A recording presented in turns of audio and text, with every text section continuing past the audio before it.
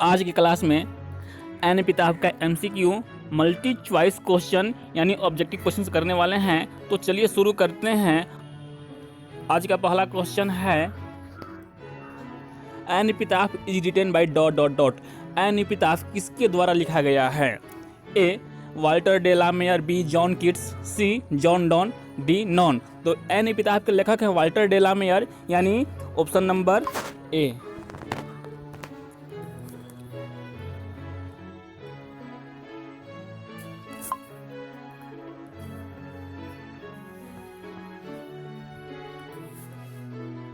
Question number 2, Walter de la Mare was born at dot dot dot. Walter de la Mare was born यानी Walter de la Mare का जन्म हुआ था eight कहाँ पे? तो वाल्टर डे ला मेयर का जन्म हुआ था इंग्लैंड में, एक जगह है जिसका नाम है कार्लटोन। तो कार्लटोन नामक जगह पे इनका जन्म हुआ था। ए में दिया गया है London in England, B Charlton in Kent in England, C Delhi in India और डी नॉन। तो इनका जन्म हुआ था कार्लटोन इन कैंट इन इंग्लैंड, अतः इसका करेक्ट ऑप्शन होगा B Charlton in Kent in England.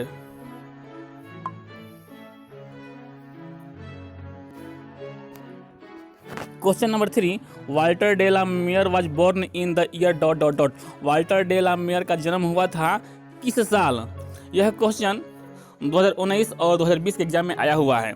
ए में दिया गया है 1714, बी 1880, सी 1873 और D 1870।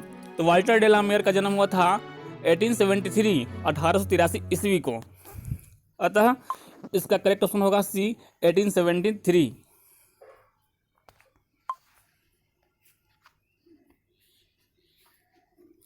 Question number 4, he died in dot dot dot. He died वे मर गए कब? ही मतलब Walter de la Mare. Walter de la Mare की मृत्यु कब हुई? तो वाल्टर डे ला मेयर की मृत्यु हुई थी 1956 यानी 1956 ईस्वी को। ए में दिया गया है 1956, बी में 1917, सी 1877, डी 1778। तो इसका सही ऑप्शन होगा A 1956। Question number 5, Walter de la Mare was famous for dot dot dot. Walter de la Mare famous थे यानी मशहूर थे किस चीज़ के लिए? तो वाल्टर डे ला मेयर साहब दो बातों के लिए मशहूर थे, सुपर नेचुरल पोएम और चिल्ड्रन पोएम के लिए। देखिए ए में दिया गया है natural poem, B love poem, C children poem, D war poem. तो इसका सही ऑप्शन होगा सी चिल्ड्रन पोएम। यदि ए में नेचुरल के बदले सुपर नेचुरल दिया होता, सुपर नेचुरल का मतलब होता है अलौकिक, तो सुपर नेचुरल होता तो हम लोग उसको भी ले लेते हैं।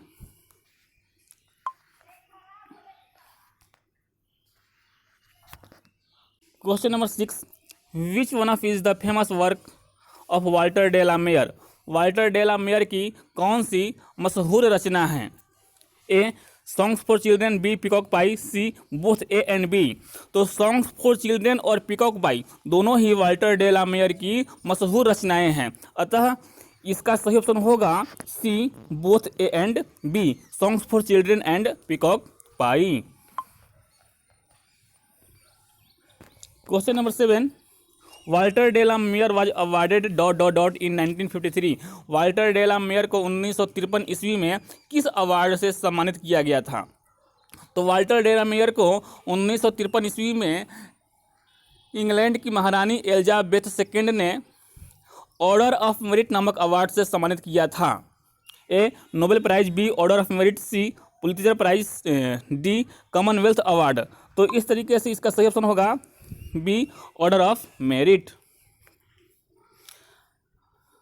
हेलो दोस्तों, यदि आप बिहार बोर्ड के विद्यार्थी हैं तो इस चैनल को अवश्य सब्सक्राइब कीजिएगा और बेल आइकन को भी दबाइएगा, क्योंकि मैं आपका साथ परीक्षा के अंत तक निभाने वाला हूं।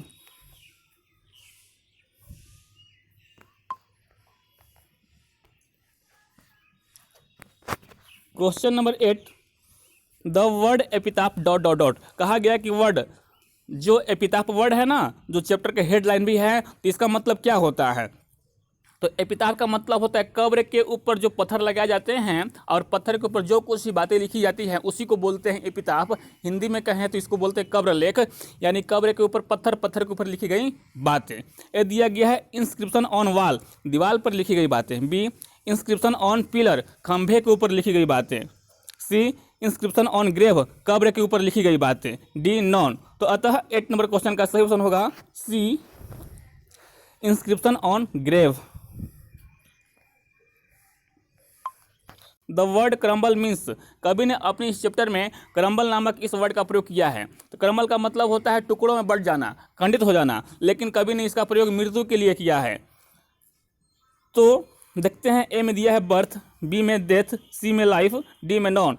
तो क्रम्बल का मतलब क्या होता है? तो कवि ने क्रम्बल का प्रयोग अपनी मृत्यु के लिए किया है। उन्होंने कहा है कि जब मैं मर जाऊंगा तो तुम्हें कौन याद करेगा। अतः इसका सही ऑप्शन होगा B, death.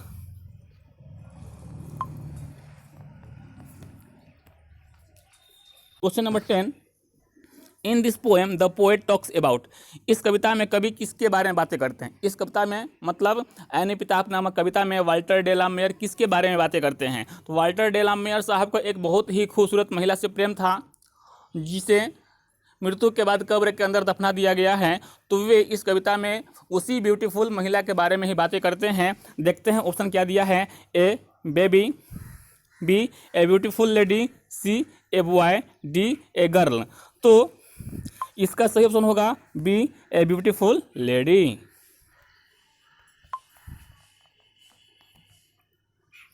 Question number 11, the lady who was loved by the poet belong to dot dot dot. The lady who was loved by the poet, वह महिला जिससे कवि प्रेम किया करते थे, वह कहाँ की रहने वाली थी? तो कवि ने कहा है अपने पोएम में कि वह महिला इतनी खूबसूरत थी कि शायद ही उतनी खूबसूरत महिला पश्चिम की धरती पे कभी हुई होगी। अतः वह महिला पश्चिम देश की रहने वाली थी, यानी वेस्ट कंट्री की। देखिए ऑप्शन क्या दिए गए हैं। A east country, B west country, C north country, D south country. तो इस तरीके से 11 नंबर क्वेश्चन का सही ऑप्शन होगा बी, वेस्ट कंट्री, पश्चिम देश की रहने वाली थी।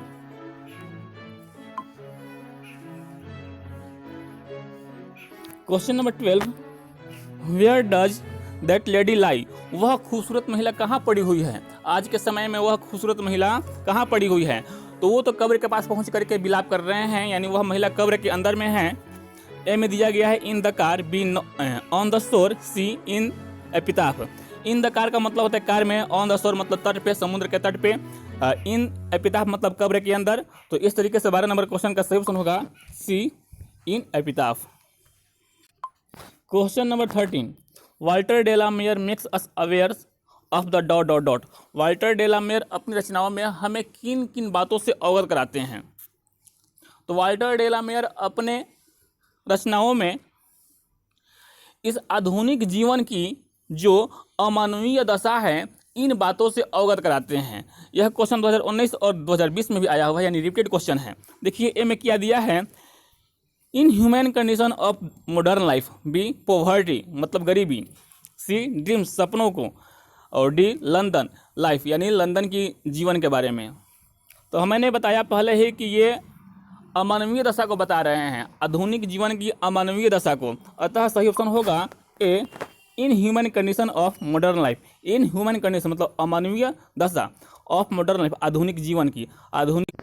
Question number 14, according to the poet the beauty of that lady dot dot dot. कवि के अनुसार उस महिला की सुंदरता क्या हुई, चाहे क्या थी? ए दिया गया है इज नॉट गुड, अच्छी नहीं थी, बी वैनिश ओझल हो गई, गायब हो गई, सी अगली कुरूप थी, डी वैनिश मतलब ओझल होना। तो अंततोगत्वा उस सुंदर महिला की सुंदरता गायब हो गई, यानी खत्म हो गई। अतः इसका सही ऑप्शन होगा बी, वैनिश्ड।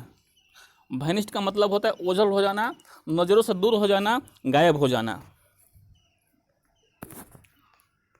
और ये मेरा व्हाट्सएप नंबर है। यदि बिहार बोर्ड से संबंधित किसी भी प्रकार के डॉक्यूमेंट्स की आवश्यकता हो तो आप इस नंबर पर संपर्क कर सकते हैं।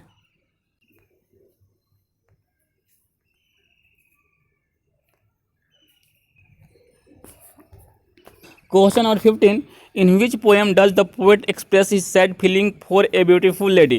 किस कविता में कवि अपने उदास अनुभव को व्यक्त करते हैं? उस सुंदर महिला के प्रति ये उदास हो चुके हैं जो दुनिया में नहीं है, उस उदासीता को ये अपनी किस रचना में व्यक्त करते हैं? A to autumn, B the soldier, C an epitaph, D fire him. तो ये एन एपिताफ नामक चैप्टर में अपनी उदास भावना को व्यक्त करते हैं। अतः सही ऑप्शन होगा सी, एन एपिताफ। और यह क्वेश्चन 2021 एग्जाम में आया हुआ है।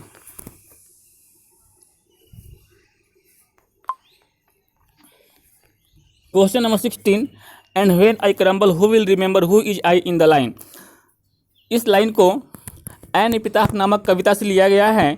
इस लाइन में कवि कहते हैं उस सुंदर महिला के कब्र के पास जा करके कि आज मैं हूँ तो तुम्हें याद कर रहा हूँ, और जब मैं मर जाऊँगा तो तुम्हें कौन याद करेगा। तो यहाँ पे जो आई आया है, किसके लिए आई आया है?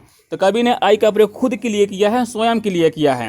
देखते हैं A number option, poet, B snack, C child, D the soldier. जब कवि ने आई का प्रयोग खुद के लिए किया है यानी पोएट के लिए किया है, अतः इसका सही ऑप्शन होगा ए, पोएट। इस प्रकार एन एपिताफ का ऑब्जेक्टिव क्वेश्चन समाप्त हुआ। और वीडियो पसंद आया हो तो इसे लाइक कीजिए। यदि आप बिहार बोर्ड के विद्यार्थी हैं तो चैनल को सब्सक्राइब कीजिए, साथ ही साथ बेल आइकन को भी दबा दीजिए ताकि जब कभी वीडियो आए तो सबसे पहले उसका नोटिफिकेशन आपके पास पहुंच जाए।